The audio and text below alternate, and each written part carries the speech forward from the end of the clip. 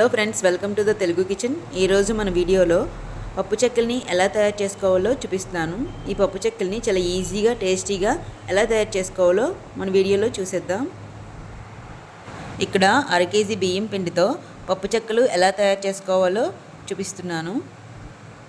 ఒక బౌల్ని తీసుకొని ఇందులో 2 స్పూన్స్ శనగపప్పు వేసుకోవాలి. ఇందులో కొంచెం వాటర్ వేసుకొని 2 గంటల వరకు నానబెట్టుకోవాలి. తర్వాత మళ్ళీ వేరొక బౌల్ తీసుకొని ఇందులో 2 స్పూన్స్ సగ్గుబియ్యం వేసుకోవాలి. ఇందులో కొంచెం వాటర్ వేసుకొని ఈ సగ్గుబియ్యం కూడా 2 గంటల వరకు నానబెట్టుకోవాలి.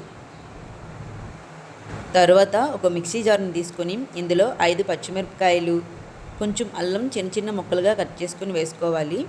అలాగే ఒక 10 వెల్లుల్లి రబ్బులు వేసుకోవాలి. తర్వాత కొంచెం కరివేపాకు వేసుకొని వీటిని కచ్చాపచ్చాగా మిక్స్ చేసుకోవాలి. ఇలా కచ్చాపచ్చాగా మిక్స్ చేసుకున్న తర్వాత వీటిని సైడ్ పెట్టుకుందాం. తర్వాత మనం 2 గంటల ముందు నానబెట్టుకున్నాం కదా శనగపప్పు, ఆ శనగపప్పు ఎలా నానిందో ఒకసారి చూసుకుందాం. చూడండి, ఈ విధంగా నానిపోయింది చక్కగా. తర్వాత సగ్గుబియ్యం కూడా ఎలా నానాయో ఒకసారి చూపిస్తాను చూడండి. ఇవి కూడా 2 గంటలు నానబెట్టుకున్నాం కదా.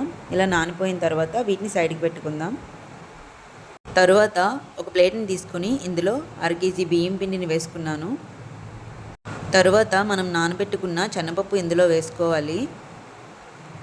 ఇలా శనగపప్పు వేసుకున్న తర్వాత ఇందులోనే నానబెట్టుకున్న సగ్గుబియ్యం కూడా వేసుకోవాలి.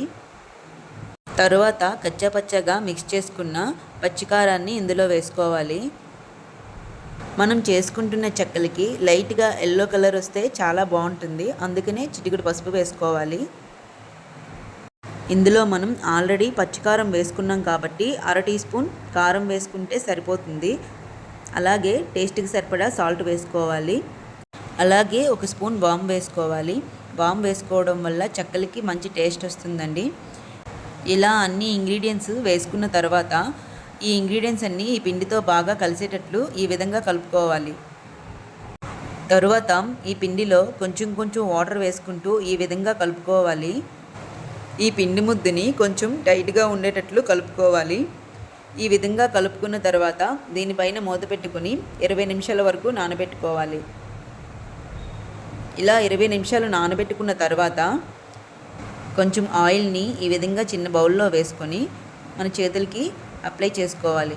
ఇలా అప్లై చేసుకున్న తర్వాత ఒక చిన్న పిండి ముద్దని తీసుకొని ఈ విధంగా చిన్న చిన్న బాల్లా చేసుకోవాలి. ఇలాగే చిన్న చిన్న పిండి ముద్దల్ని తీసుకొని ఇలా చిన్న చిన్న బాల్లా చేసుకోవాలి. పిండి ముద్ద అంతా కూడా ఈ విధంగా చిన్న చిన్న బాల్లా చేసుకుందాం. ఇప్పుడు ఈ బాల్ని సైడ్కి పెట్టుకుందాం. తర్వాత ఒక పాలిథిన్ కవర్ని తీసుకొని ఈ పాలిథిన్ కవర్ని ఇలా చాపింగ్ బోర్డ్ మీదైనా లేదా చపాతీ పీట మీదైనా పెట్టుకొని దీనికి లైట్గా ఆయిల్ని అప్లై చేసుకోవాలి. ఇలా ఆయిల్ని అప్లై చేసుకున్న తర్వాత మనం పిండి ముద్దల్ని చిన్న చిన్న బాల్లుగా చేసుకున్నాం కదా, ఆ బాల్ని ఒక్కొక్క దాన్ని ఇలా పెట్టుకొని ఈ విధంగా ఒత్తుకోవాలి. వీలైనంత వరకు ఈ బాల్స్ని మనం పల్చగా ఒత్తుకోవాలండి. ఇలా పల్చగా ఒత్తుకోవడం వల్ల చెక్కలు అనేవి క్రిస్పీగా వస్తాయి.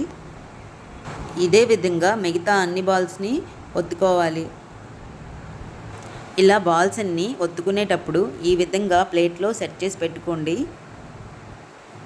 తరువాత స్టవ్ ఆన్ చేసుకొని ప్యాన్ పెట్టుకోవాలి. ఈ ప్యాన్లో చెక్కలు ఫ్రై చేసుకోవడానికి సరిపోయేంత ఆయిల్ వేసుకోవాలి. ఆయిల్ బాగా హీట్ ఎక్కిన తర్వాత మంటని కొంచెం మీడియం ఫ్లేమ్లో పెట్టి ఈ విధంగా చెక్కల్ని ఒక్కొక్కటిగా వేసుకోవాలి.